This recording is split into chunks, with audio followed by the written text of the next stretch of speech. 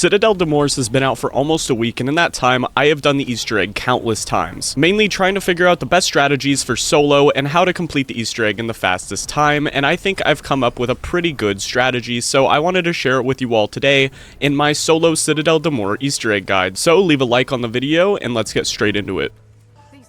When you load into the map, the first thing you want to do is make your way over to the corner and interact with the Rampage Inducer, and you want to just hang out in the spawn room for the first 8 or so rounds of the game, collecting as many points and salvage as physically possible, before making your way into the Arsenal room and putting Deadwire on your weapon. You also want to make sure you have the Rampage Inducer turned off by now, and make your way towards Speed Cola.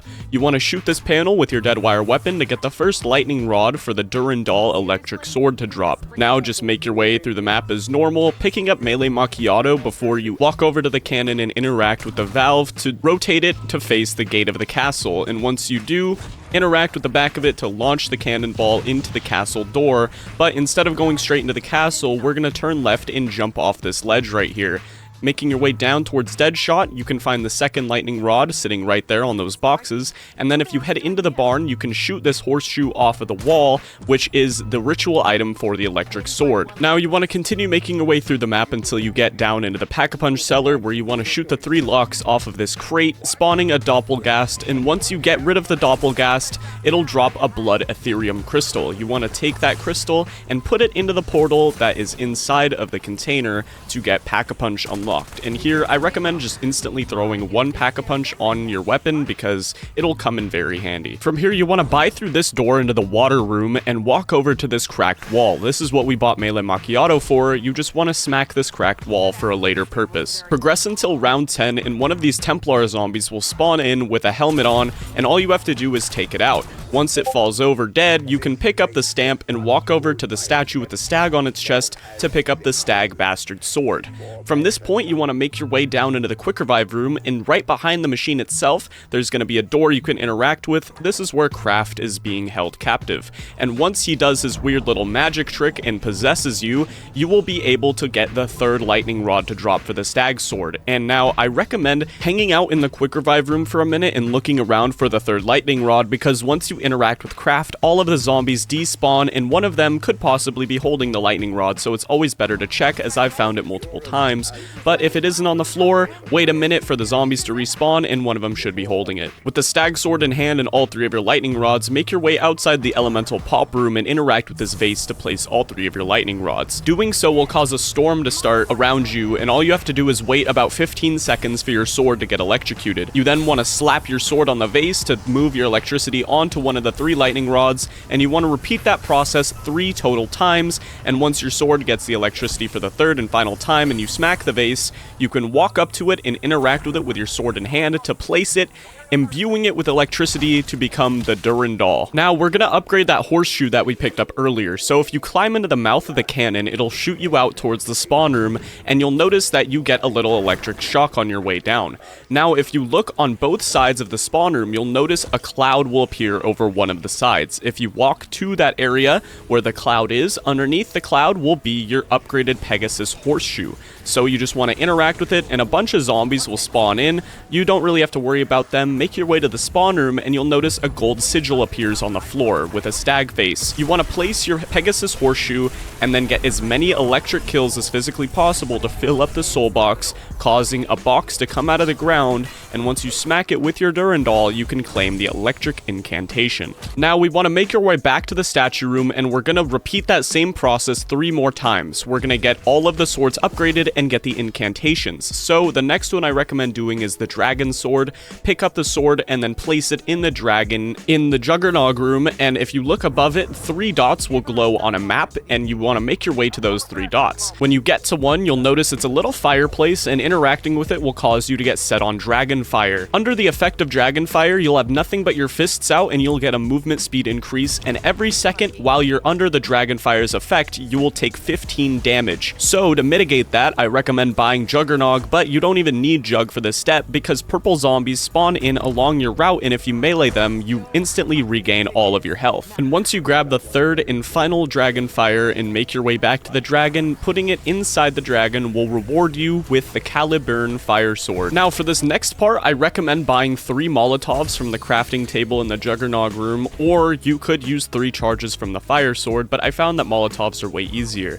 What you want to do is light these 3 wooden piles on fire around the top of the castle, and every time you ignite one, a bunch of zombies will start spawning in. So you want to quickly ignite all 3 of the wood piles, and once you ignite the final one, a Doppelgast will spawn in, and after taking him out, he will drop Ra's Ankh. After picking it up, you want to make your way down into the courtyard of the castle, and you'll notice a gold sigil appears on the floor. You can place the Ankh in the sigil, and from here you just need to get a bunch of souls. I recommend just grouping up a bunch of zombies and then dropping a big load of the fire sword on them to get all your souls instantly, and after you fill it up, a little chest will appear out of the ground, and you can smack it with your fire sword to get the fire incantation. So now we want to make your way back into the statue room and replace the Caliburn with the unupgraded lion sword. As soon as you pick up the lion sword, a bunch of parasites will spawn in, and some of them will be glowing yellow. You want to take out the glowing yellow ones one at a time, and when you take one out, make your way to this door by Speed Cola and smack the symbol into the door. If you end up taking out all your parasites on accident, just wait until the next round and more will respawn, so you don't have to worry about that. But once you take out the 4th and final parasite,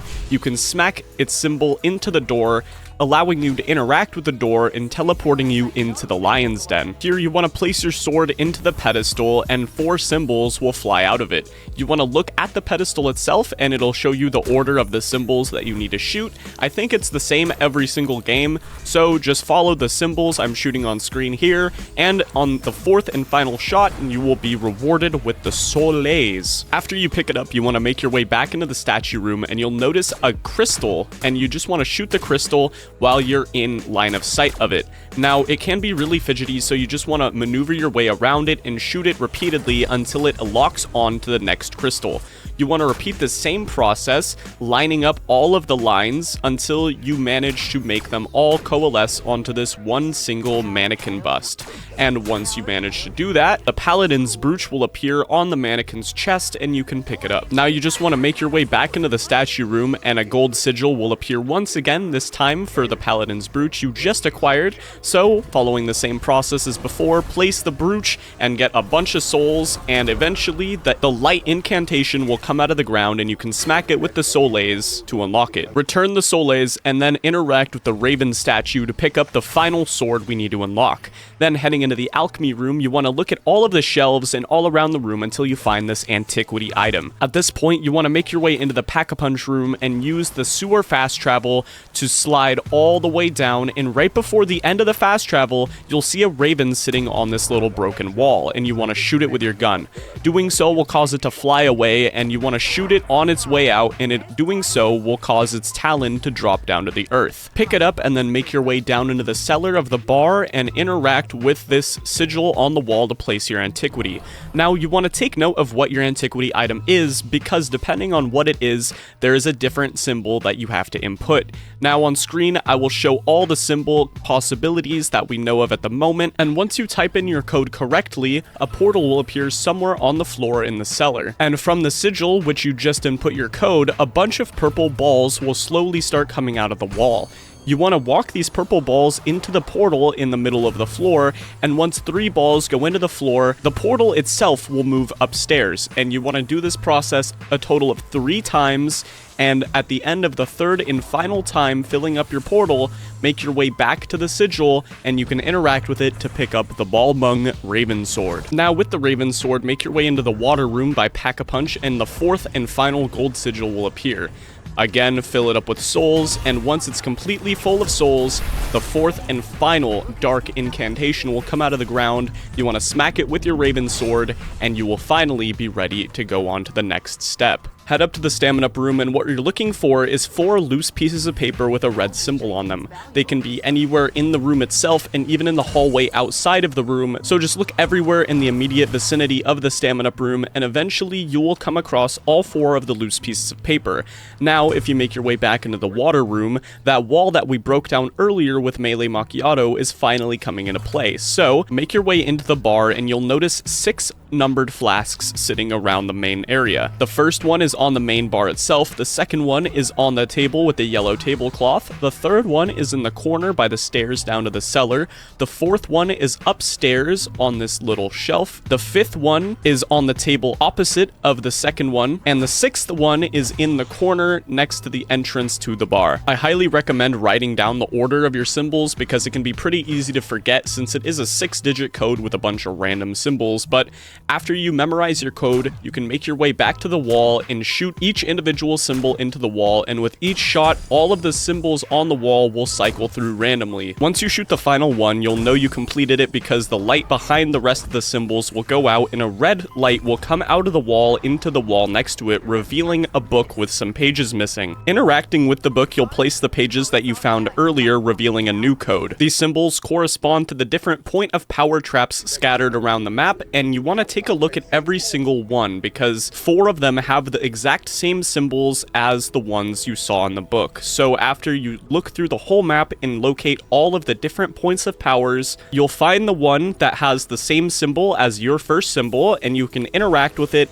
And once you take out around 10 zombies inside of the symbol, it'll turn off the trap automatically, letting you know that you did it correctly. You can then make your way to your second symbol, and then your third symbol, and so on and so forth, until all 4 of your symbols have been activated, and you'll know for sure that you did it correctly because Krafft will say a voice line about the owl. And if you mess up any of the symbols while you're doing this step, don't worry because you can go back to the book at any time and take a look at it, and any of the symbols that you've done correctly will be turned off. So all you want to do is make sure you have all 4 of the symbols turned off in the end. Finally, after all of that, you can make your way to the staircase by stamina to see your next code. In my game, it was Stag, Raven, Dragon, Lion, so I remembered that and then made my way to the statue room. Since my first symbol was Stag, I picked up the Electric Sword and the Electric Incantation, and then if you use the Incantation on the statue and then inspect the sword for that statue, it'll salute you and start glowing yellow. You want to do this with all 4 of the swords in the order of the code that you saw on the wall. And once you do the 4th and final one, all of their streams will cross in the middle like me and my homies when we meet up, and you will get the Mystic Orb. Immediately pick up the Mystic Orb and then grab whichever sword you want and head upstairs. Directly above the doorway to the main statue room, you'll notice a slot where you can place your Mystic Orb. There's a lot of misinformation right now about how this step is completed, so I wanted to let you know exactly how it is done once and for all.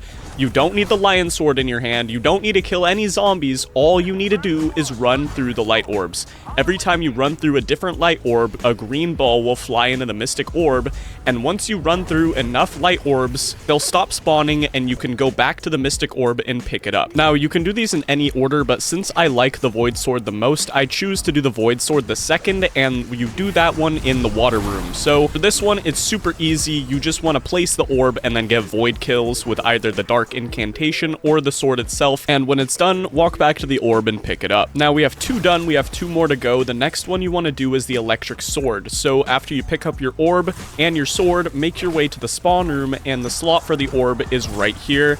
Once you place the orb, you just need to get electric kills, whether that be from the Durandal or from the Electric Incantation, it doesn't matter, and when you're done, pick up the orb.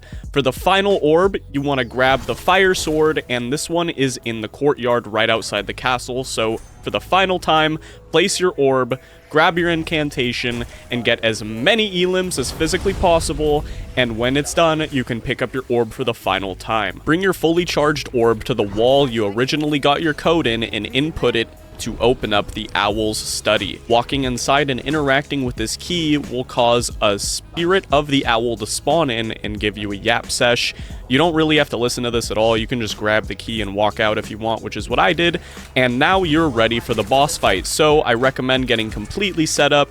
Tier 3 Pack-a-Punch, Legendary Gun, all your perks you could ever want. I recommend using the Free Fire Gobblegum, Shields Up, and Idle Eyes because those have been extremely helpful for me in all of my solo runs, and even co-op because they're just extremely helpful regardless. And when you're ready to start the boss, you can make your way to the spawn room and place your key in this hole powerful to make the statue man wake up from ash and dust, wiping his brow and slapping his nuts, and he'll eventually become very angry and slam you into hell. When the boss fight starts, he's gonna stand in the middle for a minute to give you time to get adjusted to the arena's layout, and as soon as you see that health bar appear on the top of your screen, you want to aim for his appendages. He has armor plating on all of his appendages, and once you break the armor plates, his crit spots will open up, allowing you to deal a absolute ton of damage to those specified spots. He has armor on his left and right leg, as well as his left and right wrist and left and right shoulder. His chest also has armor, so once you take out all of the armor pieces, all of his crit spots will be available to hit. Once you deal about a fifth of the damage to his health bar, he'll walk into the center of the arena and become immune.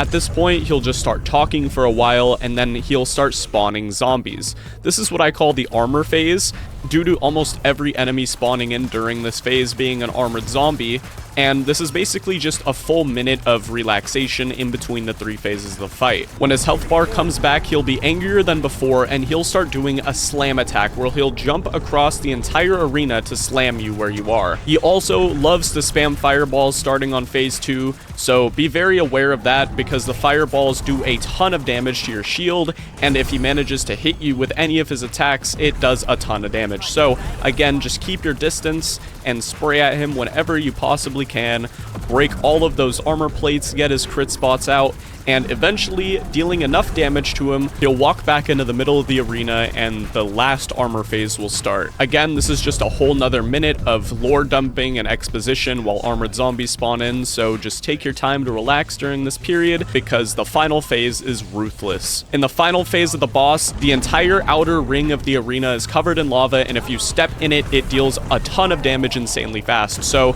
you have to run in a ring around the middle of the arena while keeping enough space between you and the boss that you don't get slam dunked every 2 seconds, and while also avoiding zombies. And after you whittle down his health enough, eventually he will die, and congratulations, you have just completed the Citadelle de Morts Easter egg. And after his long drawn out death scene, his amulet will drop to the ground and you can pick it up to begin the final cutscene. Thank you guys so much for sticking around till the end of this video. I know it took a couple days to come out, but I was just feeling lazy and I decided to finally get around to this, and I hope you enjoyed because it was a ton of fun for me to play through this map as many times as I did, and I hope you enjoyed this guide. Thank you guys so much for 2,000 subscribers. We hit it insanely fast and I cannot thank you enough. So for 5k, I'm gonna run an AMA, so as soon as we hit 5k, ask me anything you want and I will be sure to answer them in the 5k specials. So good luck to all of you on your runs of this map, and I will see you in the next video. Have a great rest of your day or night, and I will see you in the next one.